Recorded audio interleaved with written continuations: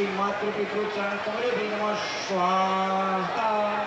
અને આ ધરતીનો ભાર ઝીલી આપણો રોજ ખોળો પૂરીએ છીએ એવી મા અવનીને મા ધરાની એક આહુતિ આપીશું. ઓમ અવનીએ નમઃ સ્વાહા. અને આપણા ઘરમાં ક્યારે પણ અન્નનો કણ ન ખૂટે એ માટે અન્નપૂર્ણા દેવીની આહુતિ આપશો. ઓમ ऐं क्लीं अन्नपूर्णा देवी नमः स्वाहा.